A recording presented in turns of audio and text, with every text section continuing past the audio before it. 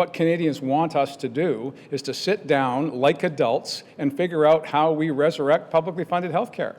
Patient-centered care is where we need to get to. In order to do that, we need to have a human resource strategy right across the country so that Quebec is not poaching from BC, BC is not poaching from Manitoba. We have a national plan to recruit and retain and train the next generation of healthcare workers, whether they be social workers, nurse practitioners, registered nurses, surgeons, GPs. The whole continuum of care needs to be revisited, and now is the time to do that. We as a council, I've been at the table for 5 years, and the number one issue when I arrived was healthcare. And I'm leaving 5 years later, and the number one issue is healthcare. We have been trying to get a dialogue about the path to a table, not negotiating quantums, not negotiating whether it's long-term care is the number one priority, is it primary care.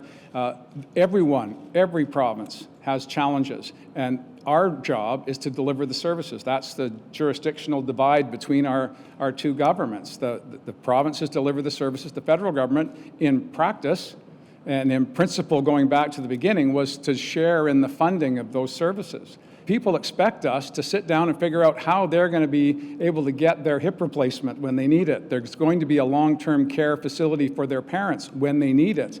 That the pharmaceutical advances that we're seeing are there to be provided to people, not at exorbitant costs, but at reasonable costs. That's the foundation of delivering public health care. And so when I get questions about, well, what's your number one priority? Well, our priority is to table our budgets every year as we do, and to try and put in place enough resources to meet the needs of the community. We have been coming up short across the country for a long, long time because we can't count on a stable partner.